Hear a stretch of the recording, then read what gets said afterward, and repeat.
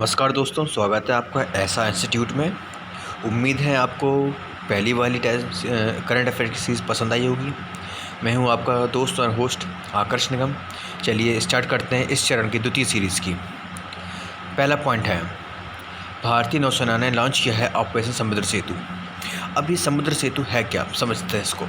क्योंकि हमें पता है आजकल कोरोना वायरस काफ़ी फैल रहा है, जिस कारण सारे यात्राएं स्थगित कर दी गई हैं। तो भारतीय सेना ने दूर देशों में फंसे हुए लोगों को समुद्री मार्ग से लाने में, अपने भारत देश लाने में जो कार्य किया जा रहा है, वो कार्य समुद्र सेतु के रूप में किया जा रहा है। अब वो कैसे, समझते हैं। 5 मई 2020 को भारतीय नौसेना ने मालदीव में फंसे भारतीयों को वापस लाने के लिए एक ऑपरेशन लॉन्च किया है। उस ऑपरेशन का नाम है समुद्र सेतु। क्लियर। अगला पॉइंट पढ़ते हैं। अगला पॉइंट है, 5 मई को मनाया गया विश्व अस्थमा दिवस।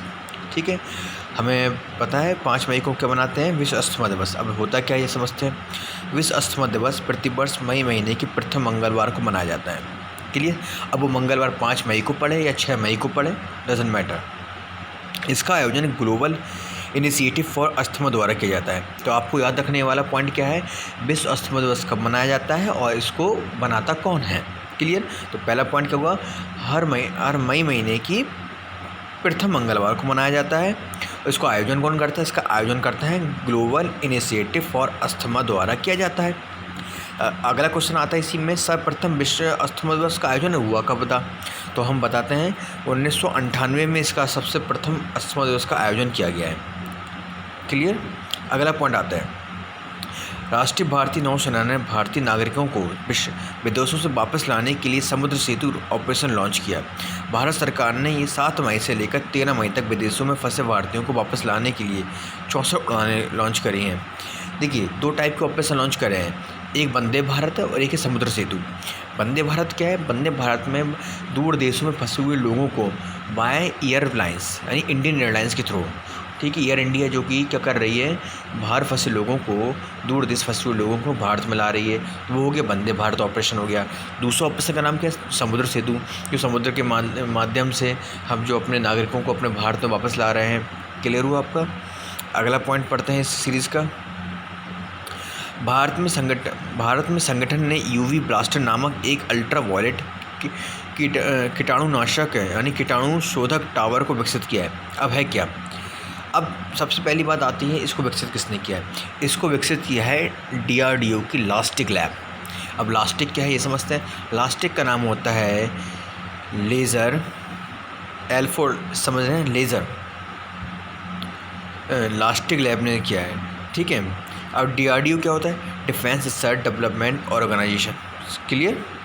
चलिए अगला पॉइंट पर बढ़ते हैं हम लोग। भारतीय अमेरिकी को IBRD में अमेरिका प्रतिनिधि के रूप में नियुक्त किया गया है। क्लियर। अब सबसे पहली बात ये समझते हैं IBRD क्या है। IBRD का मतलब होता है international bank of reconstruction and development. Clear. 5 मई को 2020 में अमेरिकी राष्ट्रपति डोनाल्ड ट्रंप ने international bank of reconstruction and development के लिए अमेरिकी प्रतिनिधि के रूप में एक भारतीय अमेरिकी नागरिक को नियुक्त किया गया है। भारतीय अमेरिकी नागरिक। क्लियर। मुख्य बिंदु क्या है, माइकल पिंटो ने, अच्छा अब अगला पॉइंट क्या आता है इसमें। अब वो अमेरिकी नागरिक कौन है, उसका नाम क्या है, अशोक माइकल पिंटो। क्लियर। अगला पॉइंट, रूस लॉन्च करेगा पहला आर्कटिका M उपग्रह। अब देखो आर्कटिका क्या है, देखो हमें पता है आर्कटिका खनिज की दृष्टि से बहुत महत्वपूर्ण है, इसलिए तो रूस की एरोस्पेस कंपनी ने घोषणा करी कि आर्कटिका की जलवायु और पर्यावरण की निगरानी रखने के लिए वह एक आर्कटिका उपग्रह लॉन्च करेगा। इस उपग्रह का पहला संस्करण विकसित किया जा चुका है और इसे इस वर्ष लॉन्च किया जाएगा, जबकि दूसरा उपग्रह 2023 में लॉन्च किया जाएगा। अगला पॉइंट पढ़ते हैं। भारतीय लघु उद्योग विकास बैंक ने Indian SME service platform digital platform launch किया है। अब सबसे पहले बात करते हैं किसने लॉन्च किया है। लखनऊ स्थित भारतीय लघु उद्योग विकास बैंक यानी SIDBI ने हाल में ही घोषणा की वह इंडिया SME सर्विस प्लेटफॉर्म नाम से एक डिजिटल प्लेटफॉर्म लॉन्च करेगा। बात आती इस प्लेटफॉर्म का काम क्या है। यह प्लेटफॉर्म सूक्ष्म और मध्यम उद्योगों यानी MSME, medium and small clear को परिचालन शुरू करेगा, जिसका काम वित्त या ऋण बढ़ाने और अन्य सहायता सेवाओं के बारे में जानकारी प्रदान करना होगा। अगला पॉइंट, हिमाचल प्रदेश सरकार ने शुरू किया है निगाह योजना। अब बात करते हैं निगाह योजना क्या है। निगाह योजना का उद्देश्य उन लोगों के परिवार के सदस्यों को जागरूक करना है जो देश के अन्य हिस्सों से आ रहे हैं। इसका मतलब क्या हुआ, देश के अन्य हिस्सों से जो लोग क्या है हिमाचल प्रदेश में पहुंच रहे होंगे, उन लोगों को के प्रति जागरूक होने के लिए निगाह नामक एक नया कार्यक्रम शुरू किया। किसने? हिमाचल प्रदेश सरकार ने। जाहिर सी बात है कोविड-19 की दृष्टि को ध्यान में रखते ही किया गया होगा। अगला पॉइंट क्या है, मनरेगा कार्य दिवसों को बढ़ाने के लिए झारखंड द्वारा शुरू की गई 3 योजनाएं। झारखंड सरकार ने हाल ही में ही 3 कल्याणकारी कार्यक्रम शुरू किए हैं जो निवासी श्रमिकों और आने वाले प्रवासी मजदूरों को रोजगार प्रदान करेगा। क्लियर। इन 3 योजनाओं को महात्मा गांधी राष्ट्रीय ग्रामीण रोजगार गारंटी योजना के साथ मिलकर काम करने के लिए तैयार किया गया है। क्लियर। अगला पॉइंट क्या है, DGCA ने GARUD पोर्टल लॉन्च किया है। क्लियर। अब बात करते हैं DGCA क्या है और आपका GARUD पोर्टल क्या है। देखो, नागरिक उड्डयन मंत्रालय के तहत कार्यरत नागरिक उड्डयन महानिदेशालय यानी DGCA ने GARUD पोर्टल लॉन्च किया है। GARUD है क्या, government authorisation for relief using drones. Clear. मुख्य बिंदु, GARUD पोर्टल कोविड-19 के उद्देश्यों के लिए ड्रोन संचालित करने के लिए केंद्र सरकार से छूट प्राप्त करना है। क्लियर। बेसिकली हमें पता है अब इस पोर्टल का यूज़ कहाँ होना है, जैसे कि कोरोना प्रभावित जो स्थितियाँ हैं, जो जगह हैं, उन पे नज़र कैसे रखी जाए, उन पर नज़र रखने के लिए जो हमारे ड्रोन होते हैं ना, उनकी सहायता ली जाएगी। उस सहायता के लिए माफ़ करिएगा, ये प्रोग्राम सरकार ने लॉन्च कर दिया है। अगला पॉइंट, अधीर रंजन चौधरी को लोकसभा लेखा समिति का चेयरमैन नियुक्त किया गया है। अधीर रंजन चौधरी कौन है? हाल ही में ये विपक्ष के नेता थे कांग्रेस की तरफ से। ये बंगाल के रहने, मुख्य रूप से बंगाल कांग्रेस के हैं। कांग्रेस नेता अधीर रंजन चौधरी को मौजूदा 30 सदस्यों के साथ सांसद की लोकसभा लेखा समिति के अध्यक्ष के रूप में 1 वर्ष के लिए फिर से नियुक्त किया गया है। इस समिति को पहली बार 1921 में मॉन्टेग्यू चेम्सफोर्ड सुधार के परिणाम स्वरूप तैयार किया गया था। 1950 के बाद यह एक समिति संसदीय समिति बन गई है। तो सबसे इम्पोर्टेंट पॉइंट क्या है, लोक लेखा समिति का अध्यक्ष कौन है? माफ़ करिएगा, लोक लेखा समिति का अध्यक्ष कौन है? कांग्रेस के नेता हैं अधीर रंजन चौधरी। क्लियर। अगला पॉइंट है, अमेरिकी राष्ट्रपति ट्रंप ने भारतीय अमेरिकी को OECD दूत के रूप में नामित किया गया है। और सबसे पहले बात करें OECD क्या है। OECD एक प्रकार का आर्थिक सहयोग और विकास संगठन है। क्लियर। तो 6 मई को 2020 को अमेरिकी राष्ट्रपति डोनाल्ड ट्रंप ने भारतीय अमेरिकी राजनयिक मनीषा सिंह को OECD यानी आर्थिक सहयोग और विकास संगठन के लिए अपना दूत नियुक्त किया है। मुख्य बिंदु क्या है, मनीषा सिंह आर्थिक और व्यावसायिक मामलों की राज सचिव थी। अब वह OECD में अमेरिकी प्रतिनिधि के रूप में कार्य करेंगी। पॉइंट क्या है, मनीषा सिंह कौन थी पहले? मनीषा सिंह आर्थिक और व्यावसायिक मामलों के राज सचिव थी पहले। अब वो कौन है? अब वो OECD में अमेरिका प्रतिनिधि के रूप में कार्य करेंगी। अगला पॉइंट करते हैं, corona virus global response international planning conference का आयोजन किया गया है। अब ये है क्या, समझते हैं चलिए। 5 मई को 2020 को लगभग 40 देशों ने एक ऑनलाइन शिखर सम्मेलन में भाग लिया है। क्लियर। जिसे global response international planning conference का नाम दिया गया है। तो क्वेश्चन ये बनता है, कोरोना के प्रति जागरूक होने के लिए 40 देशों ने एक ऑनलाइन शिखर सम्मेलन में भाग लिया है। उस ऑनलाइन शिखर सम्मेलन का नाम ही global response international planning conference है। क्लियर। इसी में पॉइंट क्या आता है, अमेरिका और रूस ने इस सम्मेलन में भाग नहीं लिया है। क्वेश्चन ये बनता है अगला कि किन किन देशों ने भाग नहीं लिया है, तो अमेरिका और रूस देश जिन्होंने इसमें भाग नहीं लिया है। चलिए, सीमा सड़क संगठन स्थापित दिवस इस 7 मई को बनाया जाता है, क्लियर, जो कि इसका 60वां दिवस मनाया जाएगा, राइजिंग डे, ये आप पढ़ लीजिएगा। अगला पॉइंट क्या है, भारत में पहली बार ग्रामीण इंटरनेशनल यूजर्स की संख्या सारी इंटरनेशनल इंटरनेट यूजर्स से ज़्यादा हो गई है। ये क्या है समझते हैं, क्योंकि कोरोना वायरस चल रहा है, लोगों के पास कुछ ज़्यादा काम तो है नहीं, घर बैठे हैं तो क्या करें, इंटरनेट का ही यूज़ करें। इसलिए हमें पता है हमारी जो मोस्ट ऑफ जो जनसंख्या है वो ग्रामीण क्षेत्रों की है, वो ग्रामीण क्षेत्रों की है, तो उनके पास मोबाइल्स भी हैं, तो इंटरनेट की खपत भी सबसे ज़्यादा ग्रामीण क्षेत्रों में है वर्तमान में। इसलिए तो इंटरनेट की खपत सबसे ज़्यादा कहाँ हुई है, कहाँ पे, ग्रामीण क्षेत्रों में ज़्यादा हुई है। चलिए आंकड़ा पढ़ लीजिएगा, CSIR के institute of genomics and integrative biology IGIB ने किस भारतीय कंपनी के साथ अपने FELUDA परीक्षण किट का व्यवसायीकरण किया है।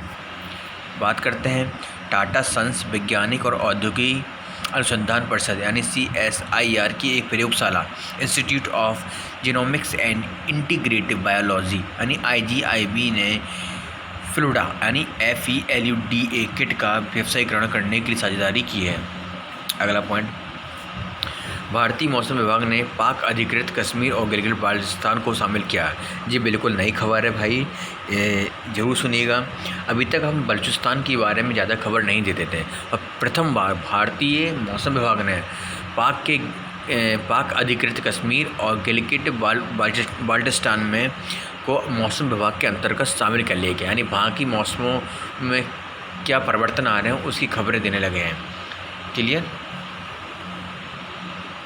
चलो इसका एक मुख्य पॉइंट सुन लेते हैं, क्या है मुख्य बिंदु यह है कि परिवर्तन उत्तर पश्चिम भारत के दैनिक पूर्वानुमान में परिचालित है। मौसम का पूर्वानुमान जम्मू और कश्मीर के पूरे उपविभाजन के लिए दिया जाएगा। अगला पॉइंट करते हैं, उत्तर प्रदेश सरकार ने लॉन्च किया आयुष कवच एप्लीकेशन। अब बात करते हैं आयुष कवच एप्लीकेशन क्या है। उत्तर प्रदेश सरकार ने हाल ही में आयुष कवच एक नया मोबाइल एप्लीकेशन लॉन्च किया है, जिसे आयुष मंत्रालय ने विकसित किया है। मुख्य बिंदु यह है, यह एप्लीकेशन कोविड-19 से लड़ने की प्रक्रिया में प्रतिरक्षा को बढ़ावा देने के लिए स्वास्थ्य उपचार और स्वास्थ्य उपाय प्रदान करता है। क्लियर, यानी इसका काम क्या है, बेसिकली जो कोविड-19 चल रहा है, इस कोविड-19 के बारे में हमें किन से परहेज करना चाहिए, क्या करना चाहिए, किन खाद्य पदार्थों का उपयोग करना चाहिए जिससे हमारी एंटीबॉडी जो ताकतें होती हैं, प्रतिरक्षा प्रणाली की ताकतें हैं वो बढ़ें, वो सारी बातें इस एप्लीकेशन में लिखी होंगी। अगला पॉइंट, लॉन्ग मार्च 5B, चीन का नया रॉकेट लॉन्च सफल रहा। चीन ने स्थायी अंतर्राष्ट्रीय स्टेशन संचालित करने के लिए अंतरिक्ष यात्रियों को चांद पर भेजने के लिए एक नया रॉकेट और एक नया स्पेस क्राफ्ट लॉन्च किया है। मुख्य बिंदु चीन में अपने बेंचांग परीक्षण स्थल से लॉन्ग मार्च 5B रॉकेट लॉन्च किया है, जो हैनान द्वीप पे स्थित है। अगला पॉइंट क्या है, मुस्तफ़ा अल कदीमी को इराक का नया प्रधानमंत्री नियुक्त किया गया है। क्लियर, नवंबर 2019 में आदिल अब्दुल मेहदी के इस्तीफे के बाद मुस्तफ़ा अल कदीमी को इराक का नया प्रधानमंत्री के रूप में चुना गया है। 7 मई 2020 को इराक की संसद ने मुस्तफ़ा कदीमी को इराक के नए प्रधानमंत्री के रूप में चुनने के लिए मतदान दिया है। अगला पॉइंट पढ़ते हैं, UNEP में गुडविल एम्बेसडर के रूप में अभिनेत्री दिया मिर्जा के कार्यकाल को आगे बढ़ाया है। गुडविल एम्बेसडर किसने, UNEP ने, ये इम्पॉर्टेंट है, UNEP ने गुडविल एम्बेसडर के रूप में दिया मिर्जा के कार्यकाल को आगे बढ़ा दिया है। क्लियर, इनका कार्यकाल कितना बढ़ा दिया गया है, इनके कार्यकाल को 2022 तक कर दिया गया है। क्लियर, अगला पॉइंट क्या है, विशाखापट्टनम गैस त्रासदी में स्टायरीन गैस का रिसाव हुआ था। हमें पता है विशाखापट्टनम में अभी क्या हुआ, विशाखापट्टनम में भोपाल गैस कांड जैसे ही कुछ हुआ है। इसमें भी जो आपकी स्टायरीन गैस है वो लीक हो गई। इस स्टायरीन गैस के लीक होने से करीबन 11 लोगों की मौत हो चुकी है और काफ़ी गंभीर रूप से घायल भी हैं। अब ये गैस कैसी, ये एक न्यूरोटॉक्सिन के रूप में मानी जाती है। ये रासायनिक यौगिक है, न्यूरोटॉक्सिन होती है जो कि जहरीला होता है काफ़ी। इसे विनाइल बेंजीन तथा एथाइल बेंजीन और फिनाइल बेंजीन के नाम से भी जाना जाता है। और इम्पॉर्टेंट पॉइंट क्या है, स्टायरीन गैस रंगहीन है, इसे देखा नहीं जा सकता है। अगला पॉइंट, भारत सरकार ने 3 आयुष आधारित शोध कार्य शुरू किए हैं। 6 मई को 2020 आयुष मंत्रालय ने कोविड-19 से संबंधित 3 अध्ययन शुरू किए हैं। किससे, कोविड-19 से लड़ने के लिए। अब शोध में कोविड-19 को रोकने में आयुष आधारित रोग निरोधी हस्तक्षेपों को प्रभाव का अध्ययन करने में मदद मिलेगी। क्लियर। संयुक्त राष्ट्र ने कमज़ोर देशों के लिए $6.7 बिलियन की वैश्विक अपील लॉन्च की है। संयुक्त राष्ट्र और उसकी साझेदारी एजेंसियों ने कोविड-19 के खिलाफ लड़ने के लिए $6.7 बिलियन की वैश्विक अपील शुरू करी है। मुख्य बिंदु प्रारंभ में क्या है, मुख्य बिंदु क्या है इसका, संगठन में कोविड-19 के खिलाफ लड़ने के लिए कमज़ोर देशों को $2 बिलियन प्रदान करने का संकल्प है। ये इंपॉर्टेंट वाला पॉइंट है, इसको प्लीज़ एक बार पढ़िएगा ज़रूर। एशियन इंफ्रास्ट्रक्चर इन्वेस्टमेंट बैंक ने कोविड-19 निपटने के लिए भारत को $500 मिलियन के ऋण की मंजूरी दी है। अब ये इम्पॉर्टेंट पॉइंट है, एशियन इंफ्रास्ट्रक्चर इन्वेस्टमेंट बैंक ने कोविड-19 से निपटने के लिए भारत को $500 मिलियन का ऋण दिया है। क्लियर। यह ऋण विश्व बैंक द्वारा ही वित्त पोषित होता है। AIIB ने यह भी रेखांकित किया है कि कोविड-19 में रोगियों के प्रभावी उपचार के लिए एक लचीली स्वास्थ्य प्रणाली का निर्माण किया जाएगा और इसके प्रसार को रोकना तत्काल जरूरी है। भारत का विदेशी मुद्रा भंडार $1.62 बिलियन की वृद्धि के साथ $481.08 अरब पर पहुंच गया है। 1 मई 2020 को समाप्त हुए सप्ताह के दौरान भारत की विदेशी मुद्रा भंडार $1.62 बिलियन था, जिसकी वृद्धि के साथ $481.08 अरब तक पहुंच गया है। विश्व में सर्वाधिक विदेशी मुद्रा भंडार वाले देशों की सूची में भारत 8वें स्थान पर है और चीन पहले स्थान पर है। तो आपको चीन का नाम याद रखना जरूर पड़ेगा, चीन पहले स्थान पे है। हाल में ही किस सशस्त्र बल द्वारा निर्मित व्यक्तिगत सुरक्षा उपकरण यानी PPI का एक किफ़ायती मॉडल नैदानिक उपयोग लाने के लिए प्रमाणित किया गया है। ये इंपॉर्टेंट पॉइंट है। तो ये किसने किया है, भारतीय नौसेना ने किया है। किसने किया है, भारतीय नौसेना ने डिज़ाइन किया है। अगला पॉइंट, 9 मई विश्व प्रवासी पक्षी दिवस। प्रतिवर्ष संयुक्त राष्ट्र पर्यावरण कार्यक्रम यानी UNEP ने 9 मई को विश्व प्रवासी दिवस के रूप में मनाया जाता है। यह एक वार्षिक अभियान है जो प्रवासी पक्षियों और उनके आवासों की संरक्षण की आवश्यकता के बारे में जागरूक पैदा करता है। इसकी थीम क्या इंपॉर्टेंट याद रख लेना, इसकी थीम है पक्षी हमारी दुनिया को जोड़ते हैं। अगला पॉइंट, 37 एयरफील्ड्स को आधुनिक बनाने के लिए रक्षा मंत्रालय ने टाटा पावर के साथ समझौते पर हस्ताक्षर किए हैं। अब क्या है, 37 एयरफील्ड्स को। अब बात करते हैं, 8 मई 2020 को रक्षा मंत्रालय ने टाटा पावर यानी SED के साथ भारतीय वायुसेना की 37 एयरफील्ड के बुनियादी ढांचे को आधुनिकीकरण करने के लिए एक अनुबंध पर हस्ताक्षर किया है। इस परियोजना की लागत करीबन 1200 करोड़ है। भारतीय डाक यानी ICMR के परीक्षण किट का वितरण करेगा। अब ICMR क्या है ये तो पता ही होगा। कोविड-19 परीक्षण किट को लगभग 2000 प्रयोगशालाओं में पहुंचाने के लिए ICMR Indian council of medical research के साथ समझौता किया है। किसने, भारतीय डाक ने। यानी हर जगह कोविड-19 किट को पहुंचाया जाए, इसके लिए कौन काम करेगा, ICMR के साथ, भारतीय डाक सेवा। क्लियर। ICMR क्या है, Indian council of medical research. Clear. 30, Bharat में 80 करोड़ लोगों को दालों और खाद्यान्नों की आपूर्ति की जाएगी। ये इंपॉर्टेंट न्यूज़ है किसके चलते हुए, कोविड-19 के चलते हुए। 8 मई 2020 को केंद्रीय खाद्य और सार्वजनिक वित्त मंत्री श्री रामविलास पासवान ने घोषणा की कि NAFED यानी national agricultural corporative marketing federation of India limited 3 महीने के लिए 19.5 करोड़ से अधिक घरों में 3 महीने के लिए मुफ्त दाल उपलब्ध कराएगा। ये बहुत बड़ी मदद है।